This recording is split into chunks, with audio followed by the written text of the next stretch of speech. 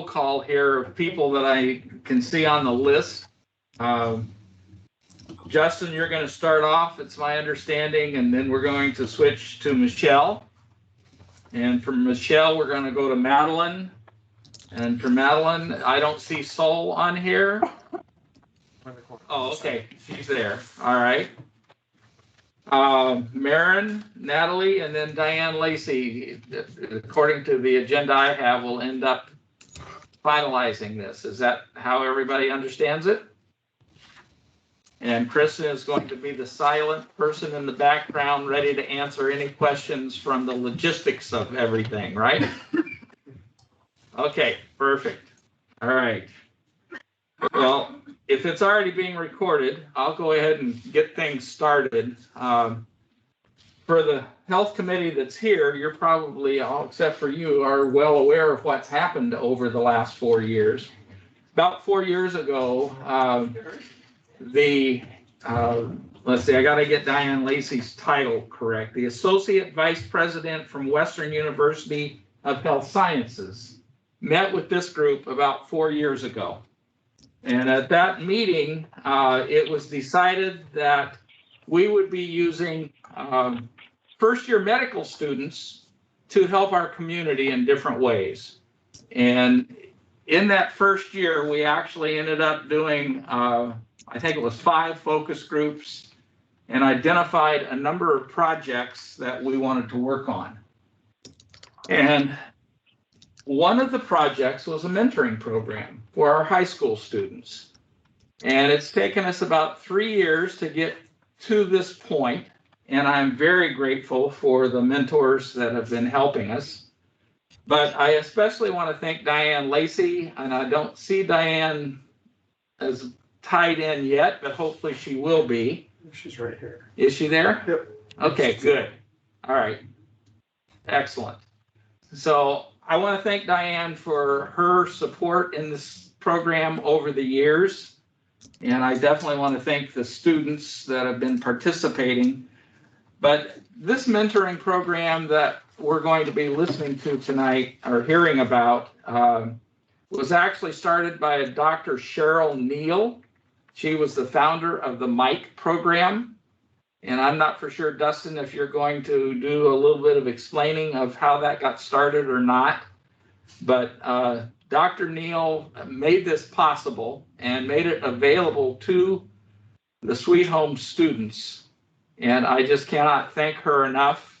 She met with us early on at the beginning of the year, and I guess is basically retired and turned the program over to Justin and her,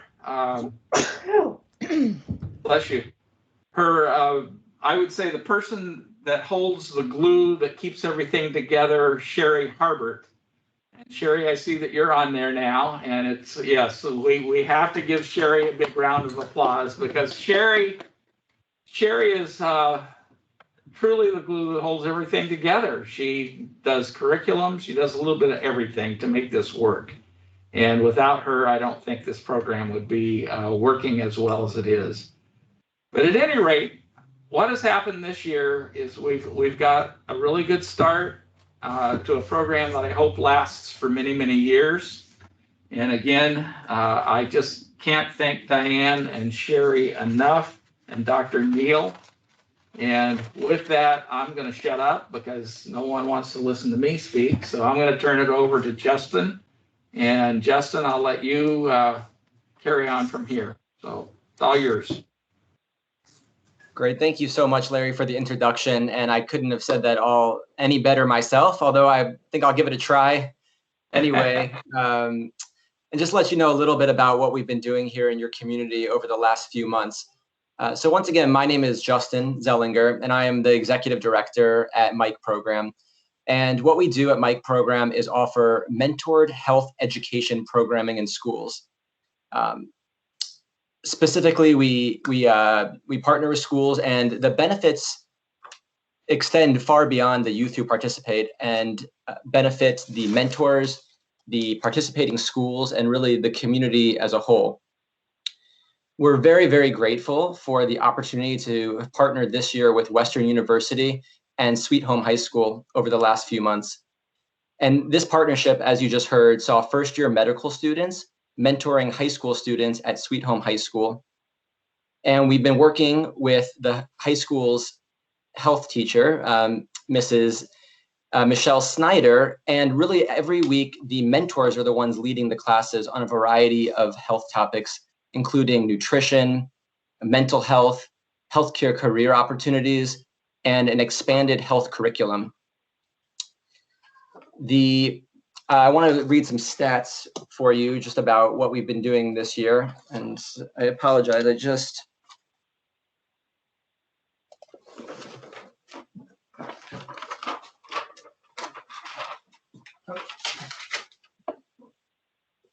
Sorry, I just lost my stat sheet. This program has been going on since November of 2020, and we will have 20 sessions with the students when we end here at the end of the semester. There's been 10 first-year medical students serving as mentors. 36 students from Sweet Home High School signed up to participate in the program. We've had 6 guest speakers. The guest speakers are a really great part of the program, and all of those guest speakers represent different healthcare career fields themselves. And 12 different sessions of health curriculum has been presented and designed by the mentors from Western University. So this evening, in just a moment, you'll have a chance to hear from those who have participated directly in the program, the students, mentors, Mrs. Snyder, potentially Di Lacey at the end of the program. And we'll also show a video in just a moment to see directly a bit of what the online curriculum looked like. I will say that we followed suit with the schools and moved completely to an online delivery method over this past year, which presented quite a few challenges, but also I think some opportunities for us to do things like bring in those guest speakers more easily and engage with the students in a variety of ways. So I'll leave it there, and I'll let those who have really had more hands-on with the program speak to it, and this video will also show a bit more about the program. So I also wanted to just say thank you so much to all of you for the opportunity to come into your community and work with you all. And we're very grateful for that opportunity. So thank you. I think the next thing we have on the agenda is Sherry has a video to show, if I'm right. Yes, I think we've got that queued up now. Yes. Do I have share screen ability where I can show it? I think we got it here. Okay, good. Can you see that? Everybody see the screen? Yes. Yes. Yes.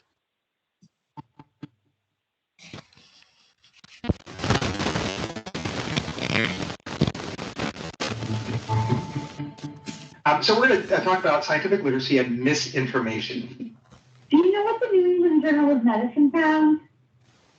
That if you give someone a pedometer, they'll walk 25% more during their day. When you exercise regularly, you actually increase the space, the area where your lungs and the air is closer to your bloodstream. There's 2 aspects that we think of addiction. There's the mental aspect and there's the physiological aspect. So the kidneys, they're your main filters in your body. And I would tell you the main way to keep your kidneys healthy, and it seems super simple, it's drinking water. There are also a bunch of other upsides to being a primary care physician. You're that first point of contact for your patients. We need a lot more people vaccinated in order to get to herd immunity and to get through the current pandemic. So what we're going to be talking about today is pharmacology, which is actually a really, really broad term. How do we as doctors or future doctors, as well as medical professionals, diagnose injuries? We're going to talk about leadership today and public speaking, and a little bit of fun stuff will be mixed into that as well.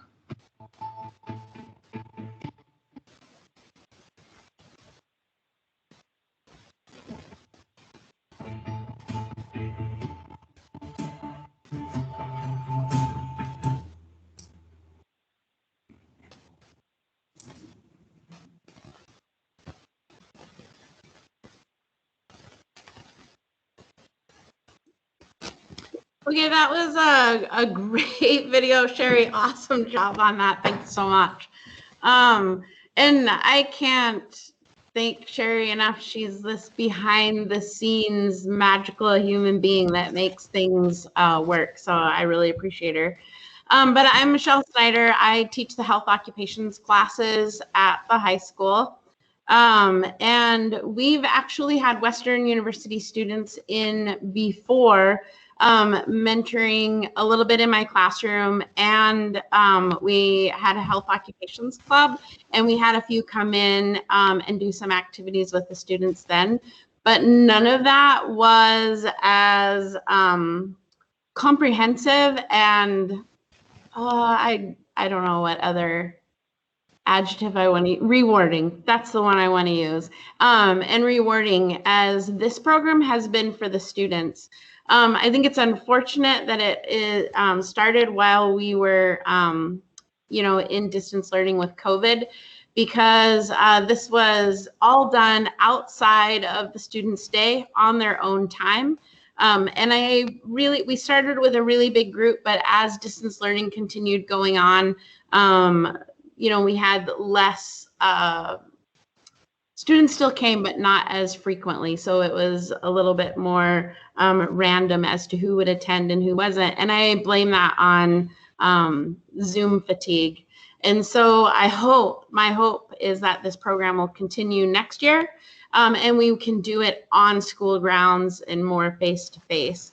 Although if we're using less Zoom at school, the guest speakers that we had this year were phenomenal. As a teacher, I never want to stop learning, and it has been a fantastic experience for me as a teacher, and the things that I learned, especially about the COVID vaccine. We had a speaker right around the time the vaccines began. There were a lot of questions about it, and that speaker was really helpful to me when speaking to people about different vaccines. It was very cool.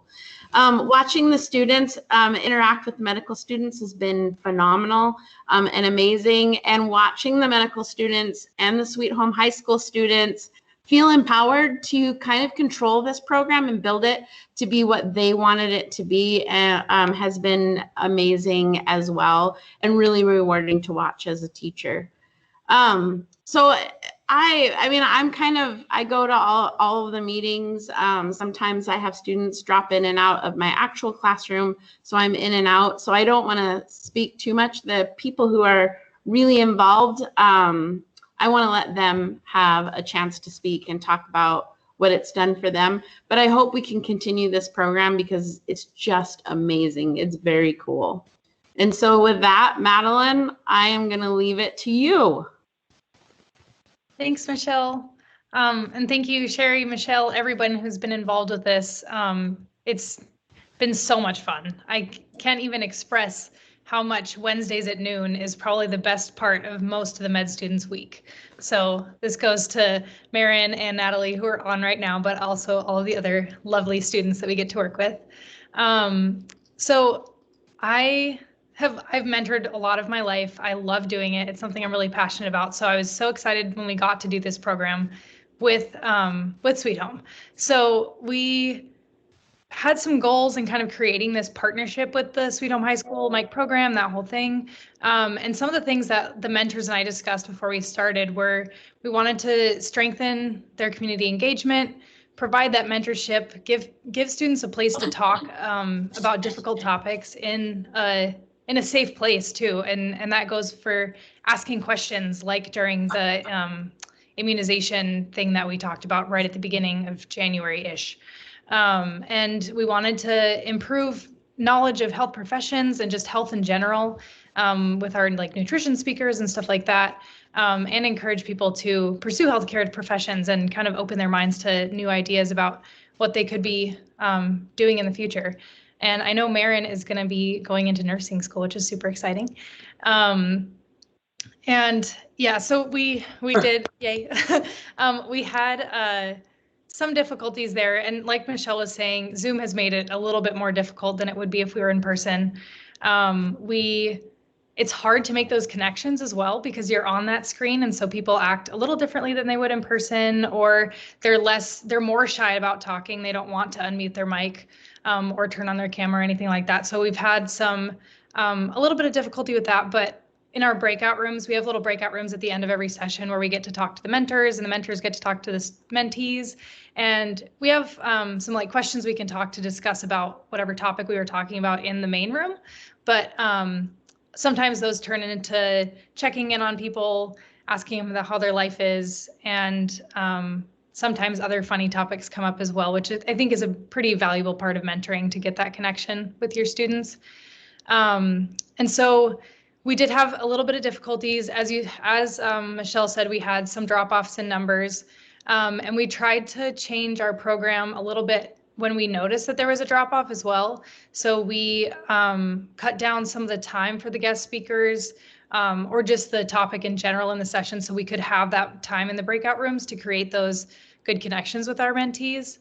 And so now that we have like a pretty good flow to our meetings, we either have a food focus or a mentor or a guest speaker, apologies, or we have something else that we talk about during that section. And then we go to breakout rooms for about 20 or 30 minutes, which has been really good, I think, for the mentees as well, to have that time with their mentors. And we also have gone and talked to some classes recently and to try to convince more students to come. So I've actually been seeing a couple new faces in the meetings. And I'm hoping that next year we can start that right off the bat, and because we really want to continue this. I know that the mentors love it. The mentees seem to love it as well. And we're all learning a lot. I mean, I learn every time we have a speaker come in and talk. And sometimes the speaker is just one of the mentors, which I think is also very cool. And so within that, we've worked with Dr. Neal as well as the mentors to come up with some new ideas on how to mentor and how to have those connections even in a virtual world. And I think that this has been really helpful for many of the mentors as well. I know that it is fun and it's nice and fulfilling, but it's also going to be helpful in our lives as well as we go out into practice as doctors. We'll have those connections and that concept of what it's like to work with high school students and teenagers, people of that age. And I think that the mentees are going to benefit a lot too, because we've learned a lot in our meetings, and I think they have fun, and it's a low pressure environment for them to ask questions and get that information that they want and need, or they're curious about. And so I've loved that part of the program. I could keep going on about everything that is so good about it. I feel really honored that I got to help lead this program and help it grow and become what it is. And I think that next year we're going to do even better and get more students involved. And I just really appreciate all of your support and help and every contribution from everyone who's been helping us. Yeah, I think that's what I have to say. Sol, do you want to go ahead and talk? Sure. So hi, my name is Sol. I'm a first-year medical student. So Madeline touched on most of the actual program itself and a lot of the administrative things behind it and the logistics of how we run it. I guess I'll just talk about my own experience in being a mentor and what I've gotten out of it personally. So like Madeline, I've been mentoring or teaching for the better part of like 6-7 years now. And before coming to medical school, I actually left my part-time teaching job, which I've had for the last 4 years. And so it's been most of my young adult life that I've been teaching. And I taught middle schoolers. So I really thought medical school was going to be a good break from teaching. I thought I was going to get to rest, no more children to deal with. But it got to be August and I missed it so much. I really missed having those connections and just talking to students, talking about their day and about silly things and getting to teach them things that my favorite is when they have those aha moments and they learn something really exciting, and it's the best thing. It's the best feeling. And so when this program came up and I had the opportunity to become a mentor, I really didn't know what it was going to look like, but I figured it's a way for me to get back into teaching and it's going to be really fun. So starting in November, we've definitely gone through a few changes in the structure of how we've done things, but from start to finish, it's always been absolutely the best part of my week, like Madeline says. And it's one of those things where I don't ever want to miss a session. I wouldn't even if I did, but there was never a chance in which it got to be Wednesday and I was like, oh, I have Mike, I don't really want to do it today. It's always been a way for me to de-stress and connect with students, learn some really cool things, hear from guest speakers. And so genuinely such a great program and such a good thing to have in medical school where we're so used to being only around other medical students. It really gets to be this echo chamber of stress and it's nice to get out of it for a little bit. As far as the actual mentoring part, I think the best part and the most successful part, in my opinion, has been those breakout rooms. It's been really interesting to see kids open up, even over Zoom, where I thought we were going to have such a hurdle with getting most of them to talk. But while we've had a little bit of that issue, I feel like for the most part, they're really engaged and they want to be there. And they have so many questions, whether it's about the topic or about healthcare careers in general. And it's nice because I really wish I had somebody to answer those questions for me because I didn't know anything before coming to medical school. I didn't know anything before applying. And so I had all of these questions and I didn't really come from a school that had a ton of medical support, like pre-med support.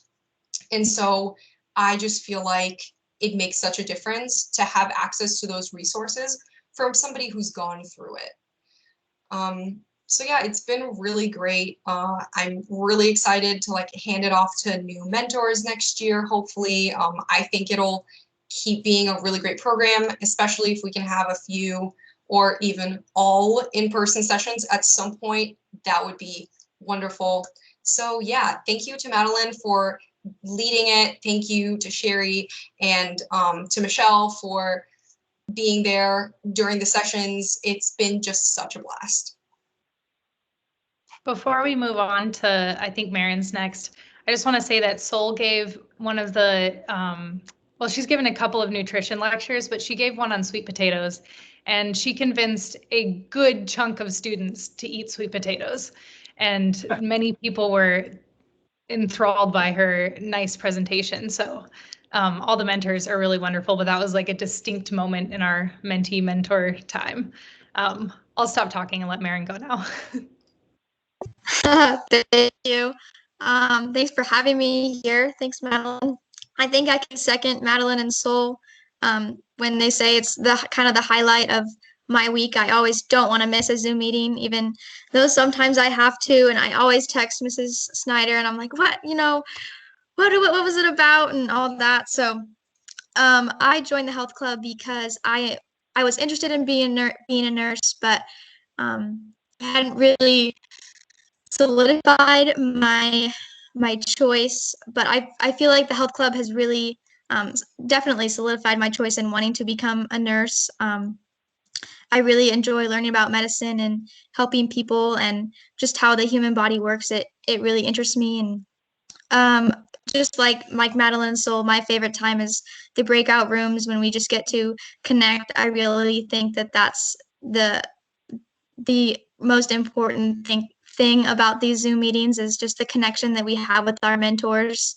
And we can, talk about our favorite movies or, stuff like that. So, yeah, my future goal is just to, I'm moving to North Dakota actually, and I'm going to be a nurse. So that's me.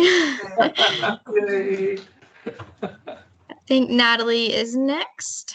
Yes. Hello. My name is Natalie Chase.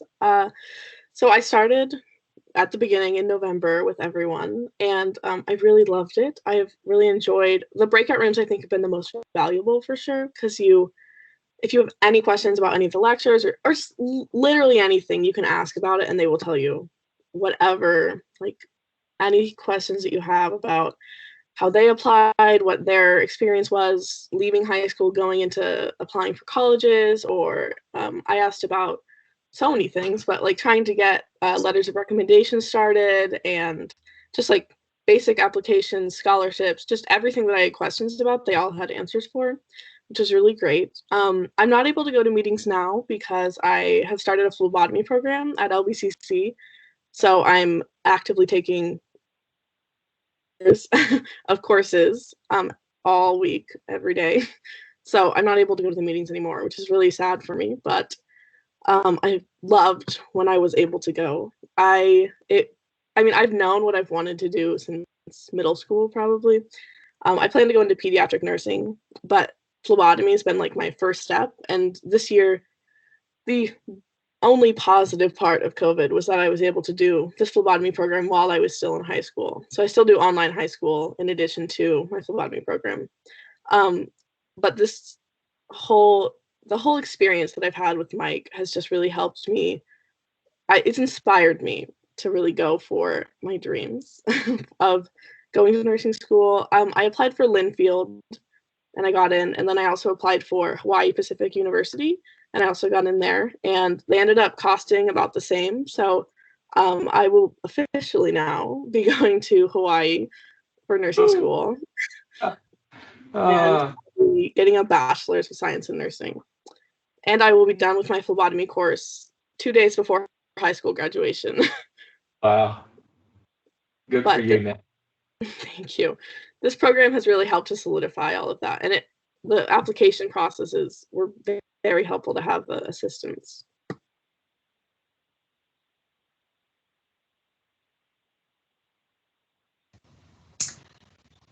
So if everybody's done, during this moment of silence, I just want to say Maren and Natalie were part of Holly Elementary School when I served as the principal there. And these two young ladies have always been superstars all of their lives. And I'm just very proud of both of you, and I am happy that you were able to be part of this program. And I'm happy that you're both going into a medical field. Congratulations. Thank you. And I want to second that. Anybody who has experienced Maren and Natalie in the classroom or in anything like that, it is just a rewarding and joyful time and education. Many of the other students in the Mike program as well, shining stars, but these two ladies are well-spoken and represent Sweet Home High School in amazing ways. So I want to second that as well. Yeah. I'm going to throw a third on there. I'm getting all teary-eyed because I'm so proud of them.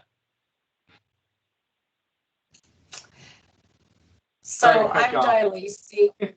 I'm Di Lacey, and I'm Western University of Health Sciences, College of Osteopathic Medicine.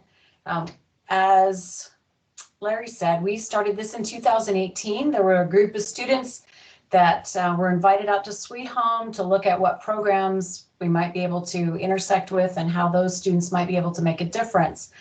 The aha for those students when they went out there is that this year they're graduating. So some of you probably remember Brian Green and the whole crew. When the opportunity came up, we circled the wagons and said, okay, they wanted to do a quantitative and qualitative analysis, wanted to dive in and figure out what Sweet Home needed and what it wanted. Sometimes in a community, those can be different. Yours aligned very, very closely. So it was awesome for the students. 3 from that focus group session, there were 3 main requests that were made by Sweet Home, by you guys. You actually asked community resource promotion. So you wanted to know more about your community resources and to provide a tool that could pull that together. The group of students actually produced that, so that they checked that box and felt really good about it. Improved access to healthcare. In the meantime, since 2018, they work very closely with Dr. Ascension and Samaritan Sweet Home Clinic. They were just out there last weekend helping with the vaccine clinic. So there's a special group of students that have taken that on. And they work very closely. A couple of them are still trying to get the van out at a regular basis. So I think Marty Cahill is probably tired of hearing about that, but just so you know, their students are still trying for that one. And then the mentorship program was the 3rd request. We really struggled with that for the first year because we wanted to make sure we did it well. mentorship can be very good, and there's times that it just is not so good, and it actually can be a little bit negative. Coming from the healthcare side of things, we're pretty careful about that. So when we found the MIC program in 2019, we worked at 19 and 20 to try to get this up and running. There were huge challenges such as funding, and could we actually bring it from Portland down to Sweet Home, and what would that look like?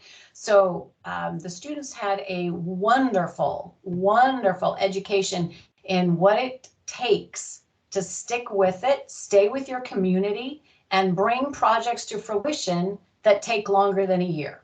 So in their education time, they really kind of look at bucket the time in a year.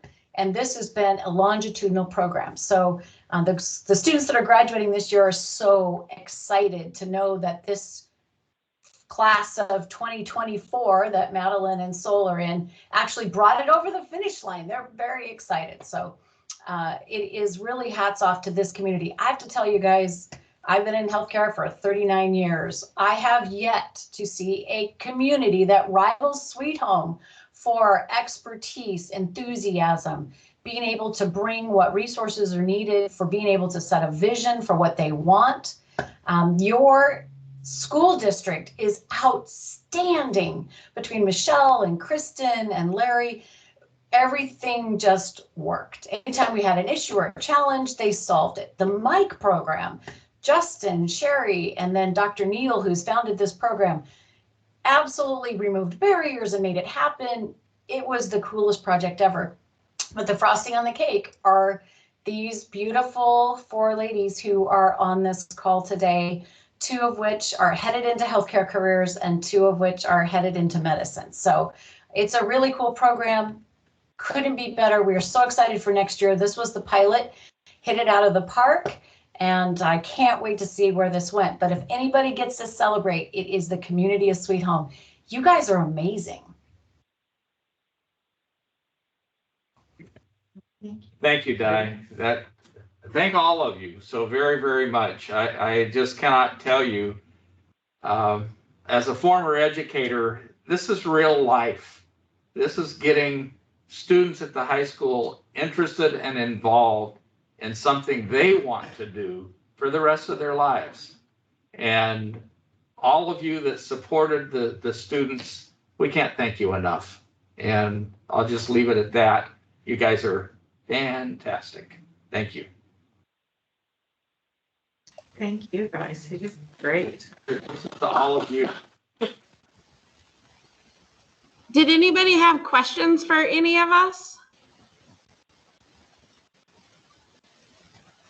I have one. I know that there was some frustration with the Zoom meetings and things of that nature. I believe, if I understand it correctly, the students are now back officially in class. Okay, so our students are back in class, but we still can't do face-to-face with the MIC club. Bummer. Yet. Yeah, but all of us are working really hard behind the scenes. And Madeline, I heard that you are also fighting pretty hard for this. On May 12th, I think, we're hoping for a face-to-face luncheon. We're hoping for good weather so we can do it outside. It's the indoors thing that is a struggle. We're hoping to do it outside where the mentors and the students get to meet each other face-to-face. And so we just have one meeting planned. Well, I don't know if it's really planned. All of us are fighting behind the scenes to try to make it happen. So you officially can't plan it, right? Right. So unofficially. It's unofficially working on a plan, yes. And we're working on jumping through some hoops in terms of if we have it outside, maybe it will be a little bit different. But that's the goal. If there's anything I can do to help, I happen to know someone that prepares lunches. So we could probably work out something for lunch if it's in the area. But of course, we couldn't tell anyone where it was, so. We're not going to go that rogue. We're not going to go that. All right, very good. If I can help, let me know, Michelle. Thank you. If we go that rogue, I'm afraid I'd have to look for a new job next year, and I don't want to do that. Any other questions before we let everybody? When do the first year doctor students, when do you guys get released? This will be your last summer, from what I understand, if I remember correctly. I know when Brian, he was just crying when at this time of year, he was saying, this is my last summer. I cannot, after this, we've got straight classes. Is it still pretty much the same? Yep, this is our last summer. We have finals. I think we're done with school in like early June. And then we have the summer, and then we start again, and we're not off again until the rest of our lives, I think. Which is kind of exciting. You know what? I think, I don't know the two of you very well, but from what I'm hearing, you guys are going to do fantastic. Thank you. That means a lot. Yeah. We've been very fortunate to work with all of you. Well, thank you for sharing tonight. We really appreciate it. It's good to see programs. It worked. Di, thank you. You're the main person, Di, that got this thing really started. So I really appreciate you very much, my dear. Thank you. But there's an old adage in leadership: if you bring the right people together, if you have the right conversation and you set the right vision, and then you just get out of their way, it happens. Yep. I agree. Thanks, you guys. All right. Signing off, huh? Thank you so much. We're going to go into our regular meeting now. So those guests that are sitting here watching, you're welcome to watch. The rest of you, have a great evening. Okay, thank you very much. That was great. It's good to see. And that was recorded, right? So if we wanted to show it to somebody else. It's still recording. Okay. So it could be shown to another group if they want. It'll be, it'll be available on the city's website and on our YouTube channel.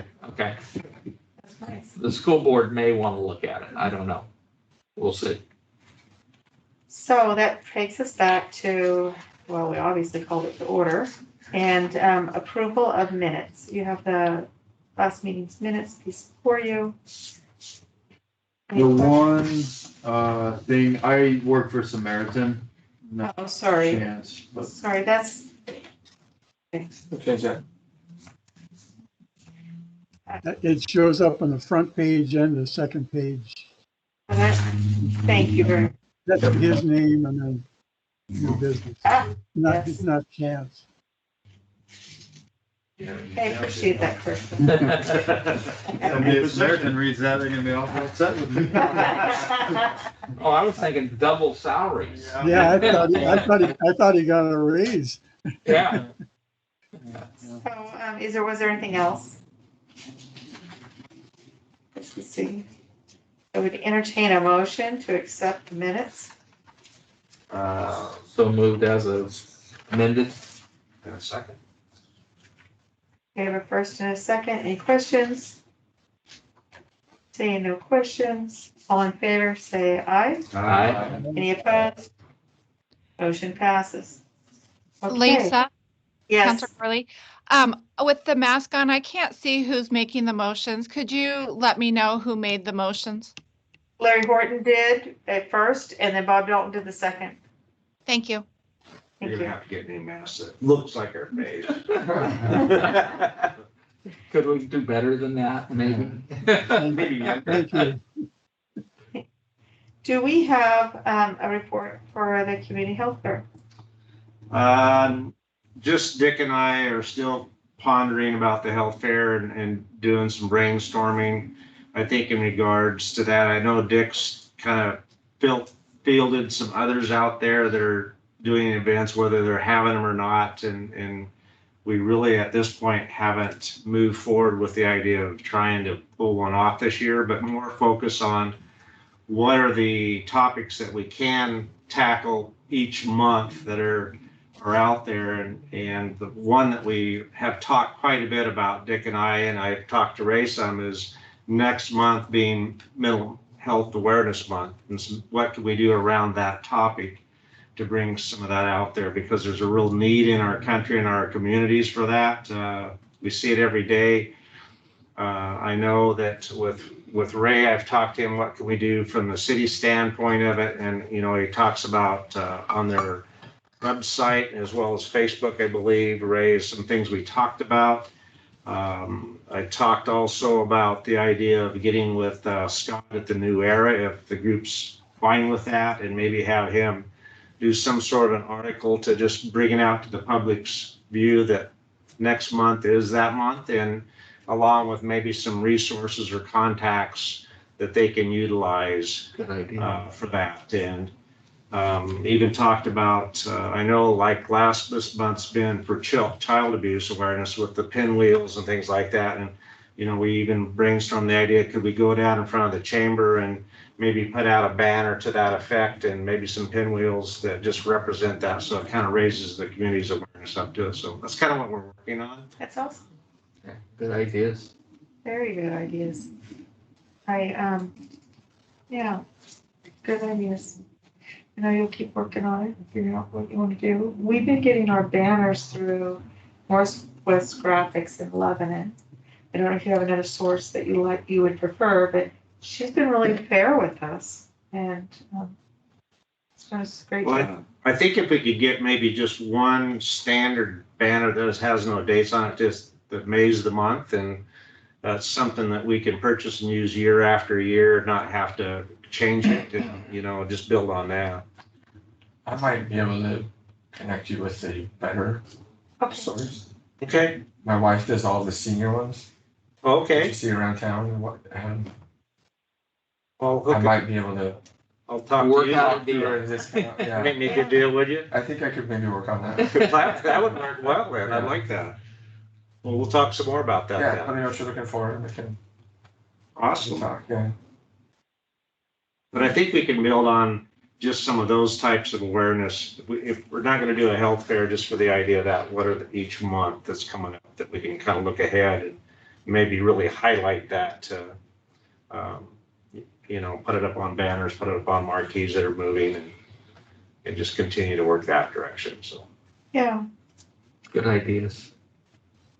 I think people sometimes need fresh things to do that inspire them, you know, whether it's a mental health walk or, you know, Yeah. there's all kinds of things we can do. Well, I know Dick put me on to a website that he did it intentionally, I think, to try to burn my brain cells out a little bit, but it was on mental health. So it didn't mentally work on me, Dick, but it was the national website for mental. They have a toolkit there that's just abundant with ideas and information that you can use. And even then, Dick, you know, maybe that's something that we put in that article out, is that people themselves can look at that website and gather a lot more data. Yeah, yeah, there are a couple of them people can use. Thank you. That'd be great. So that brings us to the Homeless Action Committee. Okay, I have 3 items that maybe this committee would find of interest. I did talk with Brock Byerly from FAC and asked him for kind of a summary of things that have been happening from his angle of things. And he has been working with an agency out of Albany called Chance. And Chance apparently is providing some transitional housing here in Sweet Home as we speak. They have actually rented some rooms in one of the local motels, and they are available to some homeless people. And I'm not for sure how they would access that, but I'm sure Sean Morgan would know. In Albany, basically they need to fill out some intake paperwork. There's 2 different funding sources. One is kind of a medically fragile funding source, and then the other one is more of a general fund. And so for the medically fragile fund, they need a doctor's kind of a note or letter or something. Right, that's certifying they have a medical condition that is exacerbated by their Okay. homelessness. I think it has something to do with COVID, not that they need to be COVID positive or Right. anything, but just related to that. And then the other one is a general fund. And so basically the access point is their facility in Albany at this point, for people to utilize the motel program. Yeah. Well, my guess is that Brock would be able to help him figure that out. Absolutely. So he would be a good access for those people needing help. He also wanted me to make sure that I talked about one particular individual that has been homeless for 25 years. And that person is in transitional housing now after 25 years of being out on the street. So that is a major success. This gentleman, has not ever wanted to be anything other than what he's been. And I'm not for sure what has changed in his life, but I think that the camp that was set up at the Nazarene Church gave him a lot of support. I think the people that he met there gave him encouragement and helped him focus on a new life. And so I applaud Brock and his agency. I applaud the Nazarene Church. He is hopefully going to be in regular housing by June. So this is just a transition that he's staying in the motel for now. But the goal is by June, he will have a permanent home. And that is a success story that would not have happened if we hadn't got involved. So great story. Second thing, Helping Hands is starting to work in our community. Apparently they're developing the Hope Center into some type of facility for the homeless. I sat down on a meeting about 2 weeks ago. There was a lot of discussion. They're still in the infancy stages of planning. They don't want to go public with everything that they're doing yet, but they've got some fantastic ideas that they're looking at putting into place here in Sweet Home. And if it all happens, it's going to be a major difference for the homeless here in Sweet Home. So again, Helping Hands. Is that Mike Davis, the one is he involved in that one? I believe so. Yeah, that's who it was. Yeah. Yes, it is Mike Davis. There's no time frame as yet as to when they will actually be making this thing public and doing more of the work to get it ready for what they're planning on doing. But the ideas that they have that I heard will make some major differences. If you can achieve all that, it was pretty overwhelming. It was overwhelming. If all of that happens that they talked about, we're going to be in pretty good shape, much better shape than we are right now. Do you have anything else on that meeting? You sat in on that meeting. Yeah, and I walked out there and I just like, can this person accomplish this amount of work? And, I can see it's going to take time. It's going to take input from community members. It ties in perfectly with what we're trying to get a heads up on. A week ago, I was in Portland, and my son has an interest in the homeless and what he can do up there. And he took me on a tour of the homeless in Portland, and it broke my heart. What we have here in Sweet Home is like a period compared to the whole sentence I saw up there, because I saw miles and miles of tents. And I went on one stretch of road up there that was motorhomes, broken down trailers, RVs jacked up on one side. The other side was the same. And then I seen garbage piled probably 4 to 5 feet high, 6 feet wide for miles down the road.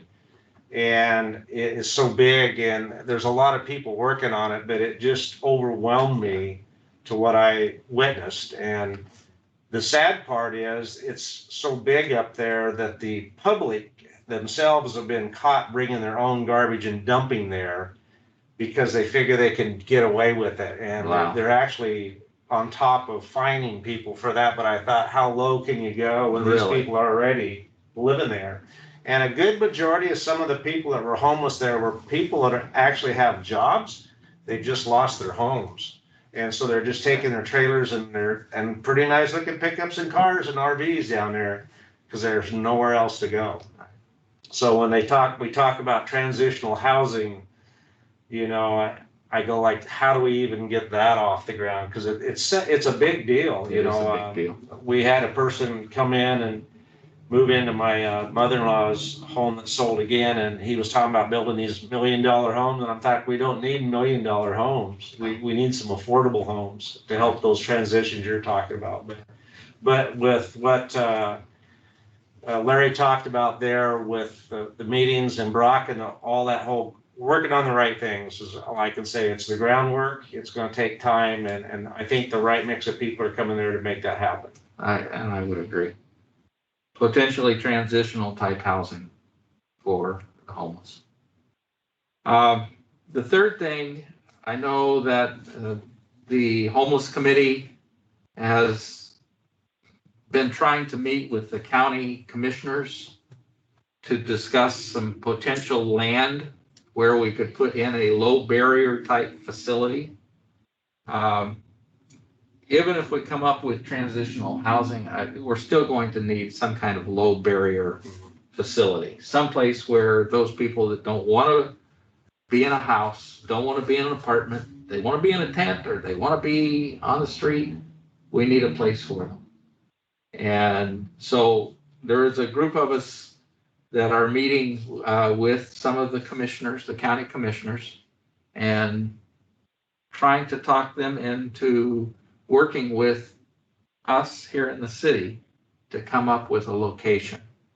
And so far, I know I've met with Sherry Springer, and we've got a meeting scheduled with Will Tucker. I believe it's next week. And the discussions are going to start. You know, there is some land here in the community that we think would be appropriate. And it belongs to the county. So the question is, you know, how do we access that? So that's kind of where the discussion's going to revolve around. Is it possible to use some county property to try and come up with some kind of a low barrier facility? So those are the three things. I think all three are very positive. I think all three are moving in the correct direction, a good direction for Sweet Home and for our homeless here in Sweet Home. So that's kind of where we are. Just keep shaking it. So we just keep shaking it. Wow. Something's going to happen. I mean, I think a lot of things are going to happen. They already have. They're starting. Yeah. This is really exciting. So, James, how are things going for you? Good. As a result of the education that we did here last month, the New Era did an interview with me on addiction and recovery and all that good stuff. And so they published that this week, I believe. I think it came out beginning of the week. I still haven't gotten a newspaper. I need to grab one before they're gone. But I was, you know, very honored to be able to share my, you know, experience and yeah, and all that good stuff with the newspaper, and glad that they were taking an interest in it and just kind of getting that information out to the community. It was a lot of information, so that was very, very cool to me. Otherwise, we're just trucking along as far as peer support goes, and community court and all of these other pieces that we're trying to ensure we have a place in and are available to the community for. Good. Great. Yeah. Great feedback. Thank you. Absolutely. Thank you. Dick, do you have anything you want to add? No, I'm fine. Thanks. Good meeting. It's been a very great meeting. Chief Lynn, do you have anything you want to add? I think I saw you in a parking lot Saturday. I was right beside you for a while, wasn't I? Yeah. And Getting Larry sunburned. and the city manager and a lot of other people who helped out with that vaccination clinic. So that was much appreciated. But the only thing I'll kind of piggyback on is some comments earlier about Mental Health Awareness Month that Bob pointed out. We've been running some COVID stats. We call them COVID stats, whether they're really associated with COVID at this point, who knows? But just our department on how we respond to different things. And compared the first quarter of 2021 compared to 2020, our calls for service associated with those suffering from mental health issues have gone up dramatically from 31 in 2020 to 120 in 2021. Now some of those figures we have to take into consideration that some are titled that way just at the perception of the officer who's going out there to handle that. If they believe that the mental health of the individual that they're contacting has had a significant effect on the reason they're out there, then we'll kind of title that. It's not necessarily titled, but we'll include that in the mental health calls for service. So that's up dramatically since 2020, pre-COVID. Four times. Yeah, fourfold. Yeah, absolutely. And so Sean Morgan and I, we just had a meeting today with Lynn County Mental Health, Justin Thomas and Jeremy, and I'm not sure, Jeremy just started, so I don't know his last name, but it was fairly productive. And so, you know, we're trying to develop some plans to get a few more resources out here, on a weekly basis to do some engagement, maybe some interaction, whether that's through med deliveries, something of that, just to really kind of tackle our frequent flyers on the mental health calls. But that's all I have to say. Thank you. Thank you very much. Sean, were you wanting to talk? I see your little button. I think everybody's kind of covered everything, so. Okay. So, Larry and Chief. Brock, did you want to add anything? I just want to acknowledge Sean Morgan was part of that group as well and very instrumental in helping that particular individual and helping many of the individuals, and certainly Chief Lynn. I mean, he's always an extreme advocate and helpful, and we've had, I feel, a lot of successes. We will be doing a full debrief over the emergency shelter that was put out this last winter. Noting what the good things were and, well, what the not so good things were. And that's about all I had. Thank you. Well, thank you. Is there anybody else on the call? I don't recognize the one number that would like to say anything at this point. Thank you. I deeply appreciate the vaccine clinic and the Rotary of the city and the community center all participating. I don't know if they had any other partners in it. It was nice to see all the faces and people working to get it done. Sweet Home Fire had a crew there all day with us. And after most people left, they stayed. So we were at the end of the clinic 312, and they got about another 20 people and ended up with 330 people that got vaccinated. Good. Great. Yeah. So it ended up being really, really good. And they'll be back in 3 weeks. So to do the second. Very exciting. Yeah. I would hope that they would set up another one, because I think there's a lot of people who are asking about that. As I was handing out the list, a lot of people in the cars saying, well, I can't make an appointment. Well, keep trying. Samaritan literally called all of their clientele and gave them the opportunity. We still didn't fill it all up. There was a contingent of people from Corvallis. I can tell you it went out on our Facebook page. We had flyers at the library. I don't know what else, flyers at the Friends of the Library. It was on our reader board out here, so I'm not sure what else we could do to get the word out, but essentially from what we're being told is call your healthcare provider. And if you can't get to Albany or whatever, call your healthcare provider, and you should be able to get something locally if you need to. Knowing what we had to go through to get this one, I don't know that I can Well, Yeah, I don't think I don't know that I It's a can lot of talk work. them into another one, especially since they didn't fill all 350. Oh, see, I had people asking and you can ask them when you get in there, but I have no idea. I think it's a challenge for any event like that. Yeah. How do you draw them in? It's almost like you're better off just going door to door and say, roll up your sleeve, we got a shot for you, and get through Right. 350 houses or something. But it's always a challenge, I think, to get them through the door. Yeah, so they had, I should correct, they had 350 people scheduled. Oh. 312 actually showed up. And then they found a few others, like I put a message out on Facebook and picked up a few. And I think they called a couple doctors called and, hey, where are you? And so we ended up with 330. So it's not a terrible day, by any chance. And Samaritan had it figured out. I mean, people got in, people got out. It was a really smooth organized. operation. It was really Very smooth, professional. Yeah. Worked out really well. So, Exciting. yeah, if there's another uproaring besides more than 1, 2, 5 people, but again, this came from the doctors at our local clinic that called Marty and said, Marty, you need to make this happen. Yeah. So. And it was nice to see Marty here. Yeah, he was here and helped out for several hours. He was out on the street. Yep, wheelchair. People in. Yeah. Yep. Well, I could just tell them, you just have to keep calling. You just have to keep trying. Hand the phone to your teenage daughter. You know, just keep going for it. But there were also a lot of people in the cars driving their spouse or their family that already had the shots. Yeah. So that was really a good sign too, I think. Yeah.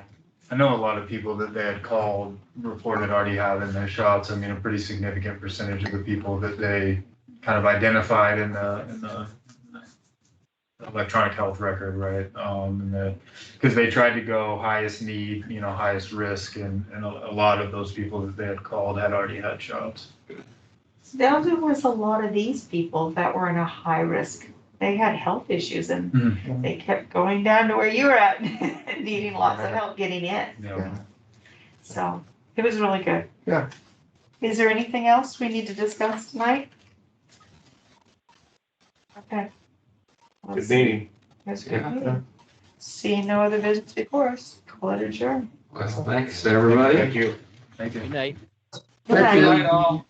Have a nice evening. Thanks, Stay well. everyone. Yeah.